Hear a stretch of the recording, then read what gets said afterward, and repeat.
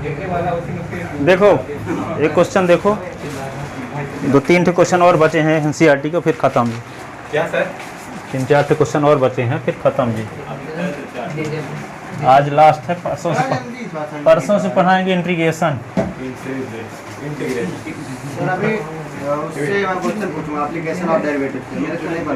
Application of derivative एक दिन का बच्चा था ना। अरे पूरी एक्सरसाइज आप नहीं करा है। हाँ कुछ क्वेश्चन मेरे से तो बन ही नहीं रहा, 6 मार्क की एक्सरसाइज था, पता नहीं क्या क्वेश्चन। सुनो, बात बंद करो, अब क्वेश्चन लिखो।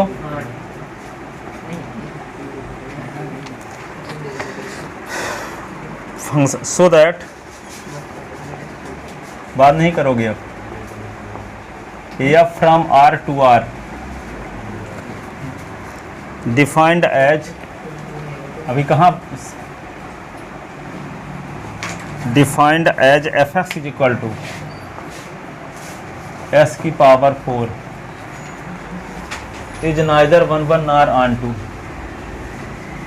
Is neither 1 nor onto, neither 1 nor onto. ठीक है, तो क्या लिखोगे? Solution given a function F from R to R defined as follows, F x is equal to S की power 4, then we have to prove that f is not 1 f is not on 2। ठीक है,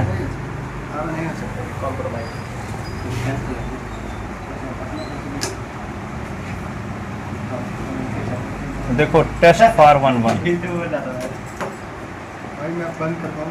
test for 1 क्या करेंगे? 1 को check कैसे करेंगे? तो let x and y be any 2 element in domain R such that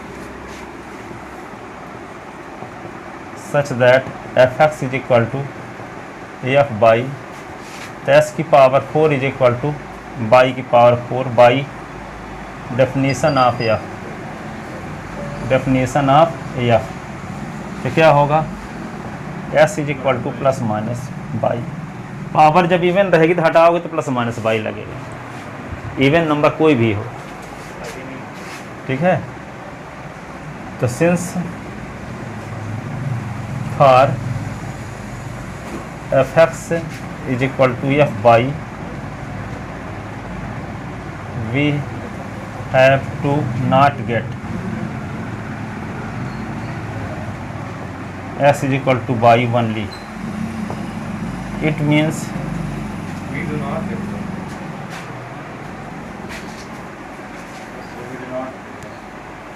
वो सुधार लेना अपनी language. x is equal to y only, it means f from R to R is not 1 is not 1। अब क्या करोगे? Onto, test for on to,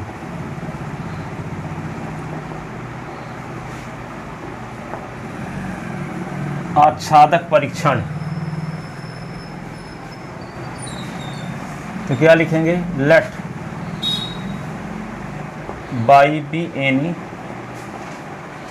arbitrary element in codomain R, then corresponding to this element there exist an element say x in domain are such that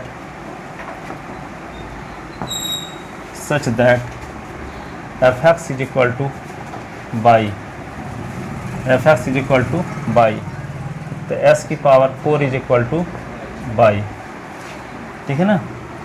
तो यहाँ पे क्या होगा, x is equal to y की power 1/4, ठीक है। इसका मतलब ये हुआ, तो f y की power 1/4 is equal to y की पावर 1/4 की power 4 is equal to y, cut गया। तो सर ये बताइए, इस वाले केस में हम पहले fx इक्वल टू y लेते हैं, है ना, पहले fx इक्वल टू y लेते हैं, उसके बाद हम x की वैल्यू निकाल के उसी इक्वेशन में पुट करते हैं और हम ये प्रूव कर देते हैं कि fx इक्वल टू y होगा भी। सर जैसे हम पहले ये करते हैं ना कि fx इक्वल टू y लेते हैं ऑन टू के लिए, fx इक्वल टू y, फिर हम fx में जो x है उसकी वैल्यू निकालते हैं इसी का यूज़ करके, उसके बाद उसी fx इक्वल टू y में x की वैल्यू पुट करके ये भी दिखाते हैं कि वो y के बराबर होगा। तो क्या ये बस देखो, जैसे fx इक्वल टू 3s है, fx इक्वल टू 3s आपके पास है, तो यहाँ पे क्या किए कि s के स्थान पे ऐसी कौन सी वैल्यू रखें कि यहाँ 3s आए, तो हम एक को y ले लिए यहाँ पे, fx इक्वल टू y ले लिए। इससे हमको क्या साबित होता है कि fx 3s कर देंगे तो इक्वल टू y, तो s इक्वल टू y, तो यहाँ पे y/3, तो यहाँ पे जो एलिमेंट y लिए हैं, तो y के करस्पॉन्डिंग डोमेन में कौन एलिमेंट है हम नहीं जान पा रहे हैं अभी, लेकिन ये s की वैल्यू निकाल लिए तो पता चल गया कि y/3 लेना पड़ेगा।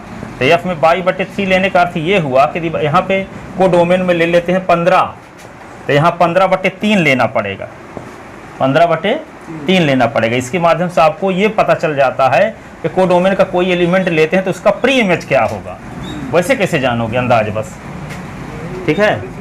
नहीं, जैसे मान लो इसके माध्यम से निष्कर्ष क्या निकल रहा है, देखो ना, बाई हम मान लेते, बाई करस्पॉन्डिंग डोमेन में क्या है जानते नहीं है अभी, ठीक है। वो तो हम मान लिए कि डोमेन के एलिमेंट बाई के करस्पॉन्डिंग डोमेन में जो एलिमेंट है वो एक्स है, अभी वे कंफर्म नहीं है कैसे है। अब इसकी जो वैल्यू निकलेगी वे होगा, तो एस की वैल्यू निकली y/3, तो इसका मतलब y के करस्पॉन्डिंग डोमेन में एलिमेंट होगा y/3। पहले पता नहीं था इसलिए एस माने थे, फिर एस की वैल्यू भी ना निकाले, लिखे यही तो लिखे हैं कि एलिमेंट x है, कह लिए उस एलिमेंट का नाम। अब जानते एस की वैल्यू निकालना पड़ेगा, एस है नहीं, ठीक है। जैसे मान लो 20 में किसका गुणा कर दें कि 60 आए, तो नहीं जानते, तो मान ले एस का गुणा करेंगे, तो 20 में एस का गुणा करेंगे तो 60 आएगा, तो यहाँ पे क्या करेंगे, एस की वैल्यू निकाल लो, तो 60/20, 20 आई 60, तो 20 में किसका गुणा करेंगे 60 आए, तो 3 का, तो पहले पता नहीं था तो क्या माने एक्स का, तो यहाँ पे बाई का प्री इमेज क्या होगा नहीं जानते,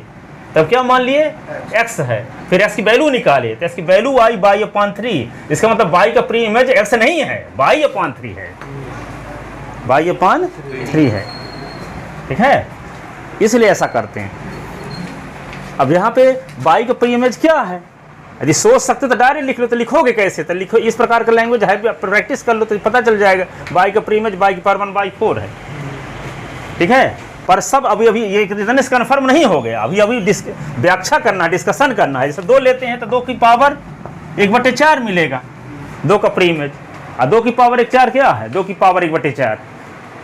देखो यहाँ पे अभी तक जानते हैं 16 की पावर 1/4 की वैल्यू अब 2 भर जानते थे, लेकिन 16 की पावर 1/4 की वैल्यू 2 भर नहीं होती, ओमेगा पता नहीं क्या था, नहीं होती, वो तो क्यूब रूट बताए थे एक दिन, ये 4th रूट हो गया, ठीक है।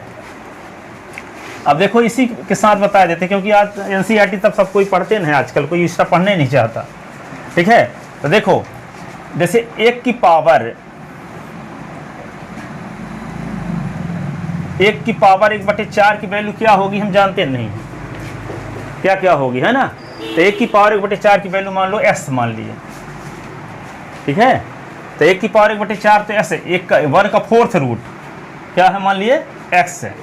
तो दोनों साइड में पावर 4 लगाओ, तो 1 की पावर 1/4 तो है ही, पावर 4 यहाँ लगाए, पावर 4 यहाँ भी लगा दिए, ये इससे कट गया, तो 1 = s की पावर 4 आ गई।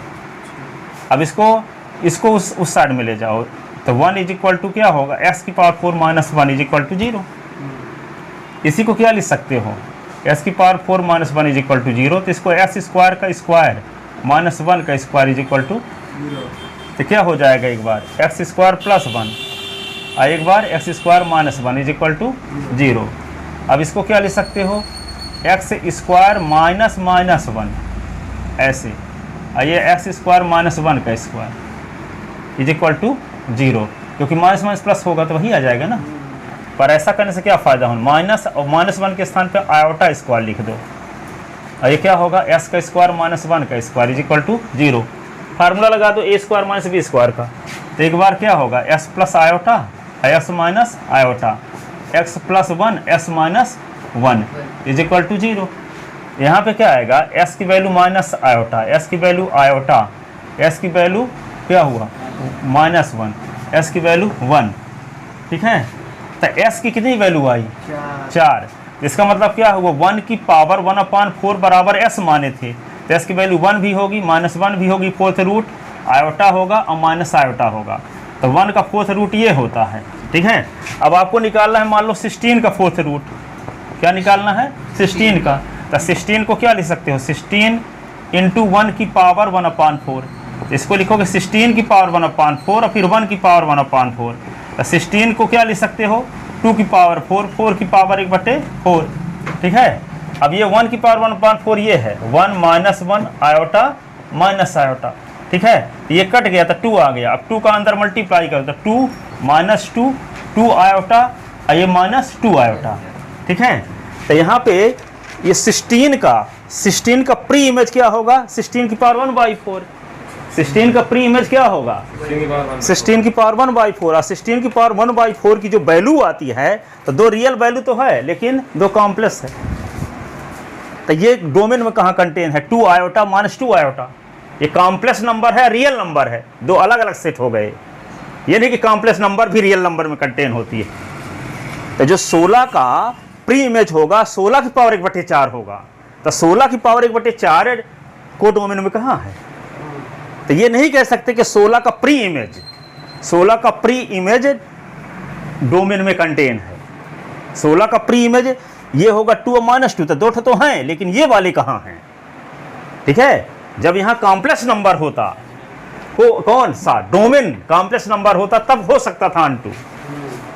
जबकि काम दिया है R से R में, तो R तो रियल नंबर का सेट है ना, तो यहाँ पे 16 का प्री इमेज तो ये आएगा, उसमें रियल नंबर भी शामिल है और कॉम्प्लेक्स नंबर भी। इस प्रकार हम ये नहीं कह सकते कि 16 का प्री इमेज, ऐसे अभी तक जानते नहीं थे, कह दो 16 का 4th रूट निकाल 2 आएगा, तो है तो।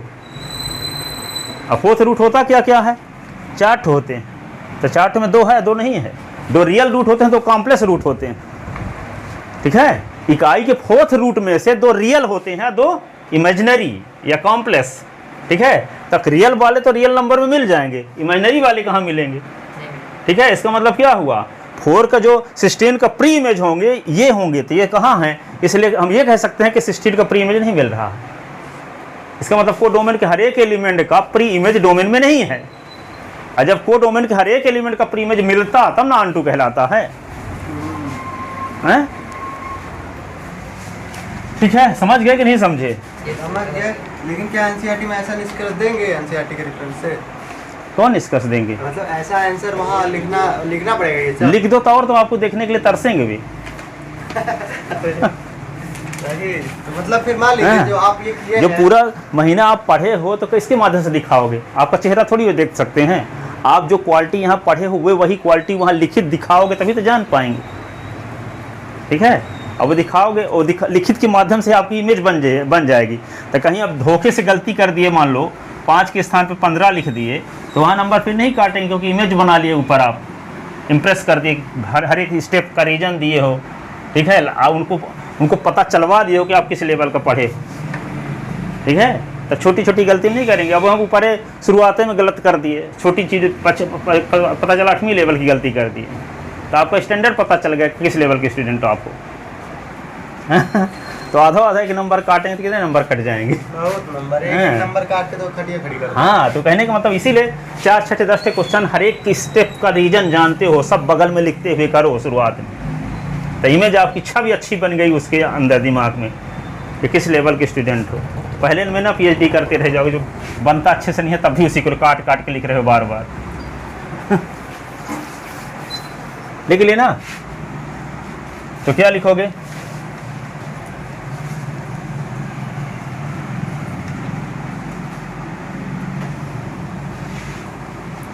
क्लियरली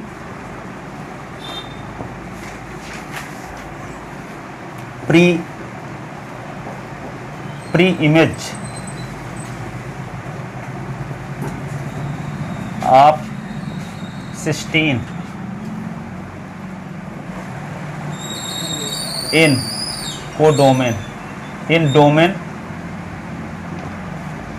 आर इज 16 की पावर 1/4, इसको 16 × 1 की पावर 1/4, तो 16 की पावर 1/4, 1 की पावर 1/4, तो 16 को लिख सकते हैं 2 की पावर 4 की पावर 1/4, और 1 की पावर 1/4 1 - 1 आयोटा माइनस आयोटा, तो 4 4 काट दो तो 2, ये क्या होगा 1 - 1 आयोटा माइनस आयोटा, तो ये क्या होगा 2 - 2 2 iota minus 2 iota, does not belongs to domain are.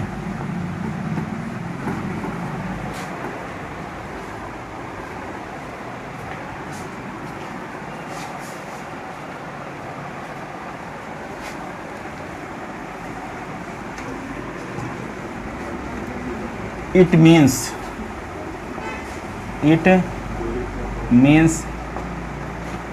range of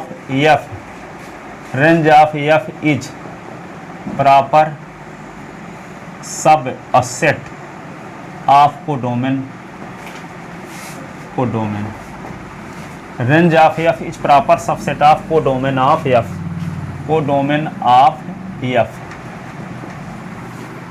तो इसका मतलब क्या हुआ कि range of F is not equal to codomain of F।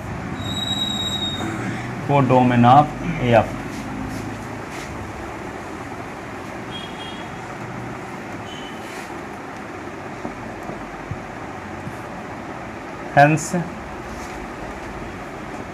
F from R to R is not onto.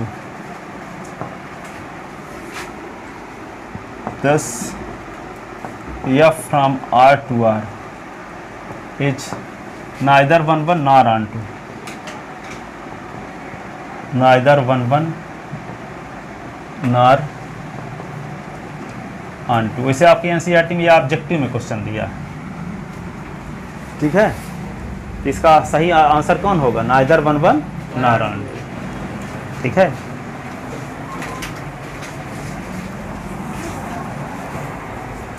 अब देखो एक और क्वेश्चन है ऑब्जेक्टिव में, और हम उसको क्वेश्चन सॉल्व करते हैं। अब जो होगा देख लेना।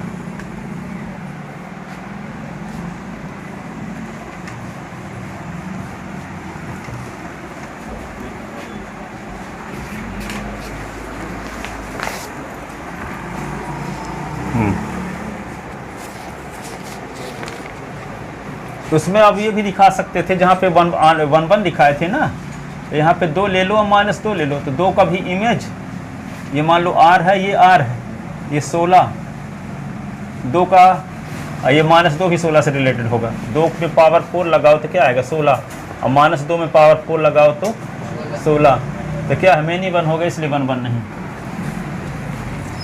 लिख सकते हो। वहाँ पे जो लिखे थे +-s लिखे थे ना, बाई क्या निकाले थे, s = +-y निकाले थे, इसके नीचे दैट इज करके ऐसे बना भी सकते हैं। s = +y भरा आता तब ना होता 1 1, लेकिन +-y आया, इसका मतलब क्या होगा, मेनी 1 होगा। दो एलिमेंट ऐसे होंगे जिनका इमेज एक ही स्थान पे बनता होगा। जैसे 2 का इमेज 16 पर, -2 का इमेज भी 16 पर, इसलिए 1 1 नहीं।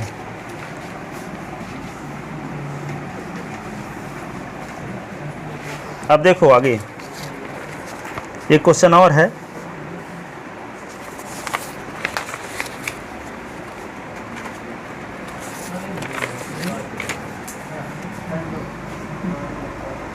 So that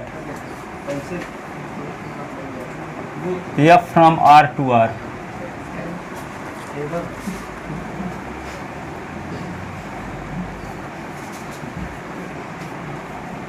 for fx is equal to 3x is 1 1 onto 1 1 onto function. कोई भी लीनियर फंक्शन R से R में 1 1 onto होता ही होता है। लीनियर फंक्शन भर हो तो लीनियर फंक्शन तो है ही। तो देखो given f from R to R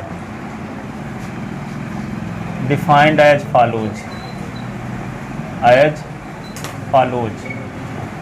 fx is equal to क्या लिख दिए 3x। then we have to prove that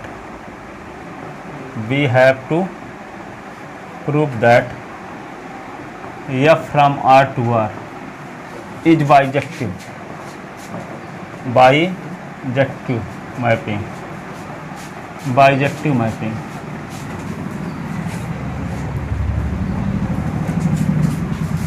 To prove f R to R is bijective, we have to show that number first f is injective and number second f is surjective।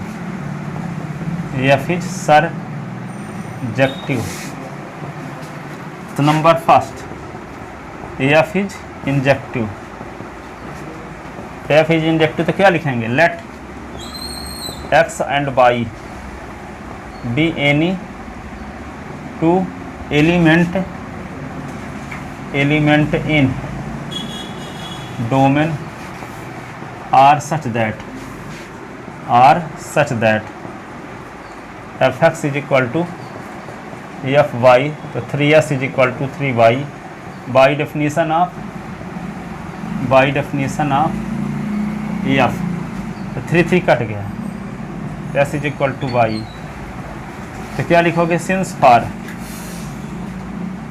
for fx is equal to fy we get s is equal to y। it means f from R to R is injective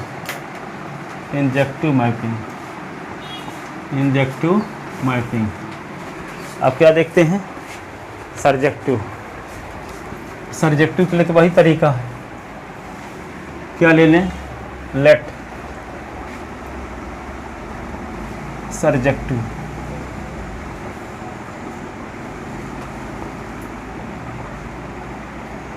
for surjective mapping तो क्या करेंगे let by be any arbitrary element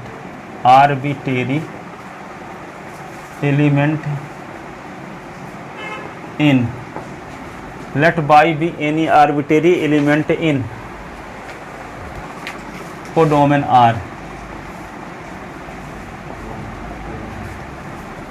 let by be any arbitrary element in codomain R, then corresponding to this element इस element के संगत corresponding to this element there exist an element in domain say x in domain R such that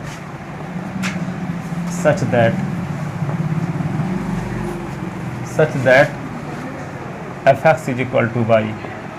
by के को domain के element by के संगत domain में एक एलिमेंट अवश्य होगा जिसमें एफ लगाएंगे तो बाई आएगा। तो वो एलिमेंट का नाम क्या रखे हैं हम? एक्स। उस एलिमेंट का नाम क्या रखे हैं जो बाई की करस्पॉन्डिंग मिलेगा? एक्स रखे हैं। अब एक्स की वैल्यू निकालेंगे तो एफ की डेफिनीशन लगाओ तो 3x is equal to y. Reason क्या लिखोगे? By definition of f, by definition of f की परिभाषा से।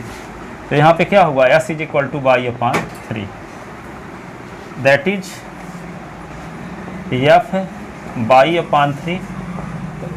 जिस एलिमेंट में एफ लग जाता है उसका तिगुना कर देता है ना, तो बाई अपान 3 में एफ लग जाएगा तो क्या करेगा? 3 इंटू बाई अपान 3, तो क्या आ जाएगा? बाई।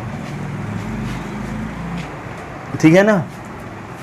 तो यदि मान लो कोई नंबर लेते हैं को डोमेन में 55 तो उसका प्री इमेज कौन सा होगा? क्या बोला है? क्या लेंगे? को डोमेन का एलिमेंट लेते हैं 55 तो उसका प्री इमेज क्या होगा? कैसे डिवाइड करेंगे तो 55 बाई 3 होगा। 55 बाई 3। यदि मान लो 0 लिए तो 0 ही हो जाएगा।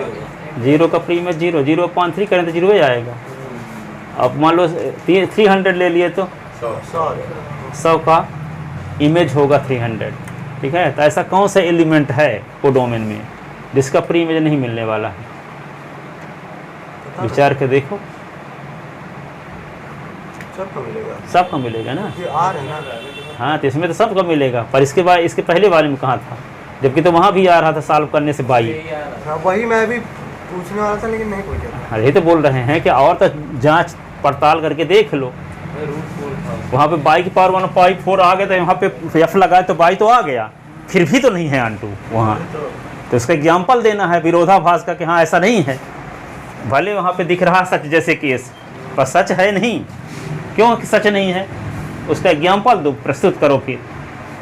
पर नियम तो लग रहा है जब इस प्रकार करेंगे तो आ जाता है, लेकिन कोई पर्टिकुलर एग्जाम्पल देना पड़ेगा कि हर एलिमेंट को डोमेन के संबंधित नहीं है डोमेन के, तो उसकी वजह बताना पड़ेगा आपको। जैसे उसमें बताए थे कि मान लेते हैं को डोमेन का कोई एलिमेंट 16 लेते हैं तो उसका प्री इमेज जो मिलता है वो एक कॉम्प्लेक्स नंबर भी रहता है, रियल नंबर भी रहता है। तो रियल नंबर तो डोमेन में रहेगा पर कॉम्प्लेक्स नंबर नहीं रहेगा। इस वजह से भले यहाँ बाई की पावर 1/4 में एफ लगा देते हैं तो बाई आ जाता है। इससे बात 100% प्रमाणित नहीं हो जाती। ठीक है।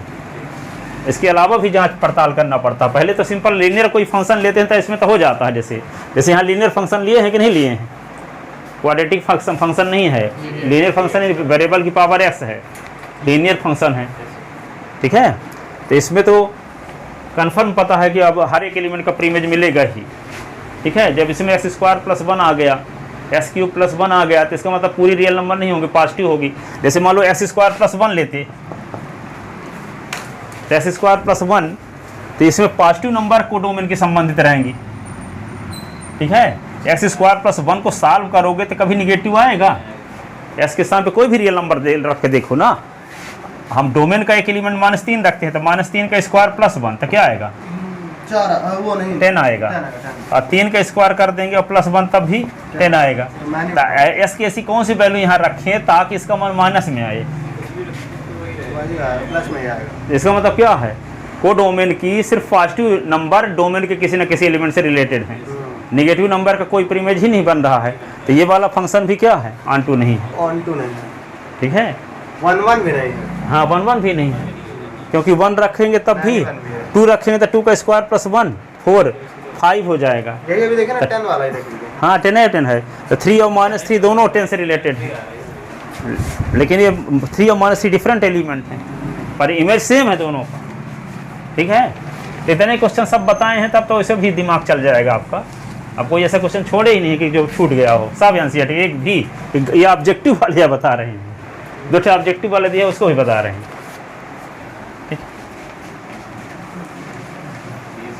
तो देखो y/3 तो 3 × y/3 = बाई। अरे अभी इनको तो तैयार करके लिख तो दो, फिर केस बेस वाले देखेंगे कैसे आते हैं केस बेस वाले। ठीक है। 3 बाई अपान 3 तो 3 सुनो हो गया, लिख ले। It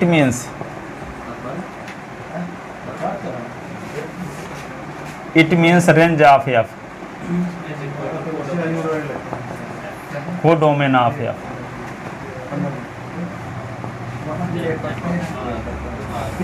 thus f from R to R is onto function onto function लिख ले।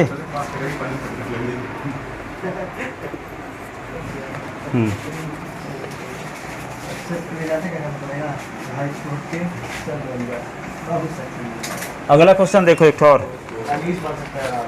क्या बन सकता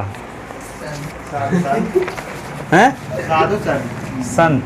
हाँ, ऐसे करके ऐसे कर देगा, माइक पकड़ के बस कर लो, जो आए राम खत्म कहानी, सब हो जाएगा इसका। संत बनने के लिए पूरी दुनिया का सब अनुभव होना चाहिए, साइंस भी पता हो, अध्यात्म भी पता हो। अरे बहुत लोग संत ठीक है, कुछ पता नहीं रहता फिर भी माइक नहीं तो बैठे रहते हैं तो उनको पता नहीं रहता, वो अतिजल गगरी छल कर जाए वाली नियम। एक वो क्या नाम है, बड़े बाल वाले। ठीक है, किस प्रकार के संत देखे हो इंडिया में? आचार्य प्रशांत हैं। आचार्य प्रशांत सब कुछ किए, IAS क्वालिफाइड, IIT क्वालिफाइड। ठीक है, दुनिया के सब जानते भी, साइंस भी सब कुछ जानते हैं। अध्यात्म में पूरी दुनिया का ऐसा कोई ग्रंथ ना होगा जिसको पढ़े ना हो। ठीक है, तो 3 दिन में 2 मिलियन बढ़ जाते हैं उनका सब्सक्राइबर, 3 दिन में। अब ये नहीं कि इंडिया तक लेवल है, जर्मनी से लोग फ़ोन लगाते हैं, अमेरिका से देखना तो उसको 10 से 12 अपना समस्या फिर। अब जैसे हम गलती नहीं जानते अपनी, तो अपनी गलती नहीं जानते कैसे सुधारेंगे? आप कुर्सी में बैठे हो, अपनी कुर्सी उठा सकते हो बैठे बैठे, तो जो चीज़ आप जानते हैं अपने आप को सिखा कैसे सकते हैं? तो जो जानता है वो बता देगा। ठीक है, सपोज करो कि एक गांव का एक आदमी है 80 साल का। ठीक है, और वो क्या है, सुबह सुबह मान लो गाना साना सुनता है, गाना रेडियो सीडियो समाचार इत्यादि कुछ।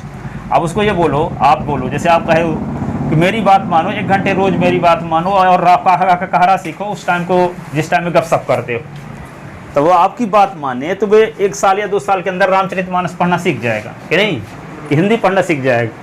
लेकिन वे बोलेगा कि हम 80 साल के हो गए तो नहीं पढ़ पाएंगे, वो बोलेगा कि नहीं बोलेगा कि हम अब नहीं पढ़ सकते, ऐसा कुछ बोलेगा निगेटिव पॉइंट। लेकिन आपको 100% भरोसा है कि जो हम कहें ये करे तो क्या हो जाएगा, सक्सेसफुल हो जाएगा। हाँ, तो इसी प्रकार वे लोग जो टॉप पे पहुंच गए हैं, तो हम लोगों को देखकर वो जानते हैं कि ये आदमी क्या क्या करे जिसकी वजह से मेरे जैसा वो बन सकता है। पर हम कौन से करते हैं? जो काम हमको अच्छा लगता है। ठीक है, जो जरूरी है वो नहीं करेंगे, जो हमको अच्छा लगता है 10 साल 20 साल जितने साल के हो गए जो करते चले आए, जिस काम को रिपीट किए तो वही करने की हैबिट बन गई। पर उनको पता है पसंद, तो इसके लिए क्या जरूरी है? उनकी बात मानना पड़ेगा, आपको पसंद हो चाहे ना पसंद हो, वे करना पड़ेगा। पर हम करते कौन सा काम है? जो हमको पसंद है करते वही हैं, और सोचते हैं कि उनके जैसे बन भी जाएं, इम्पॉसिबल। तो देखो, let A is equal to क्या है? ए इज इक्वल टू दिया है क्वेश्चन में 1 2 3 1 2 3।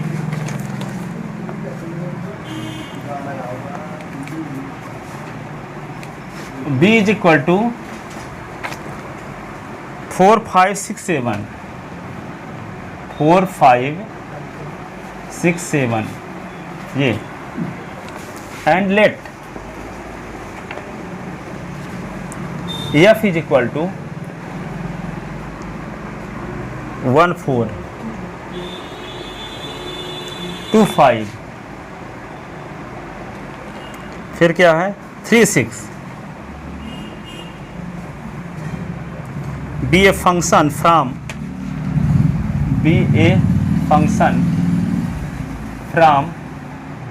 A to B so that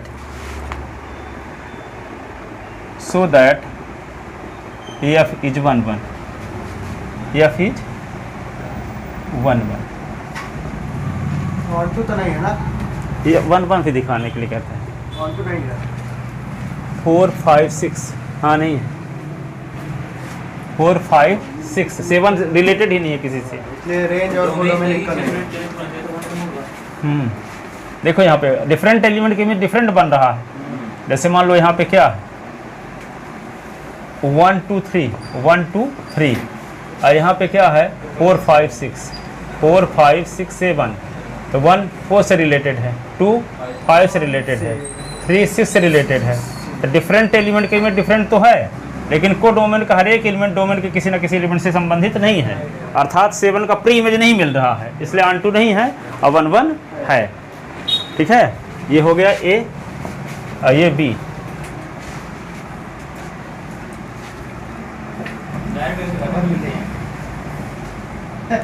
Here we see that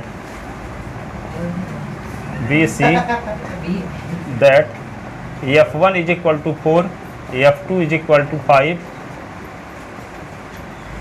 f3 is equal to 6।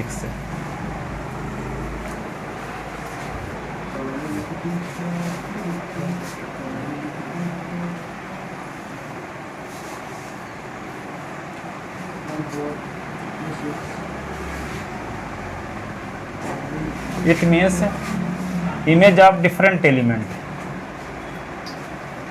या ऐसे लिख सकते हो कि f1 is not equal to f2, तो 1 is not equal to 2।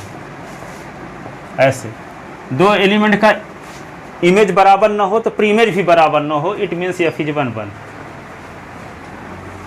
जैसे आप एक तरीका तो यह दिखाए हैं कि fx is equal to F Y हो, तो s बराबर वाई दिखा दिए तब भी f 1 1 कहलाएगा, या कि fx is not equal to F Y हो तो s भी is not equal to Y हो तब भी 1 1 होता है। ठीक है, इसका मतलब डिफरेंट एलिमेंट का इमेज डिफरेंट है, डिफरेंट एलिमेंट का इमेज डिफरेंट है। इसको मैथमेटिकल लैंग्वेज में कैसे लिखते हैं, fx is not equal to F Y तो x is not equal to Y. ठीक है, इसका मतलब क्या हुआ, डिफरेंट एलिमेंट का इमेज डिफरेंट है, ये डिफरेंट एलिमेंट हुए तो इमेज ये हो गया, तो डिफरेंट एलिमेंट का इमेज डिफरेंट है। एक्स और वाई दोनों डिफरेंट एलिमेंट हैं तो दोनों का इमेज भी डिफरेंट है। ठीक है, तो यहाँ f1 is not equal to f2 तो 1 भी नॉट 2 के इक्वल नहीं है। It means f from a to b is 1 1।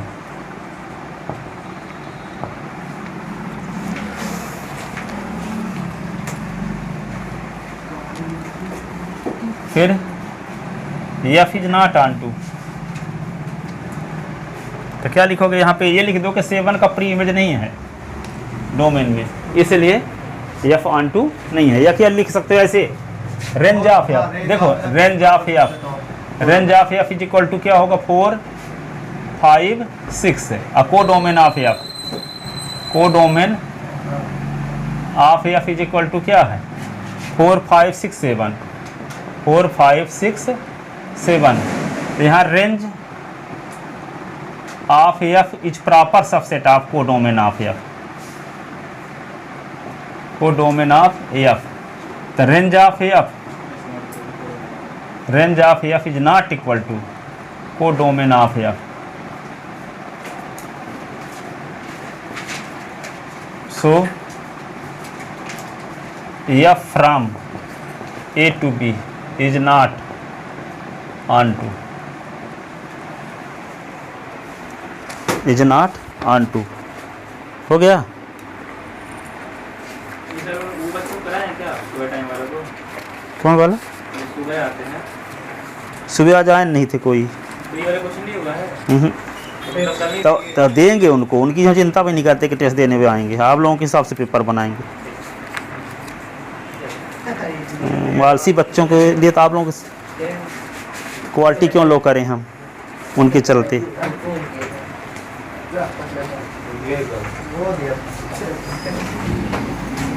मैं ये दिया था, ये देख फोर्जरी पेन, कम से कम वो इतना अच्छा मतलब चल भी लेता, वो बड़ी बात अच्छा नहीं था।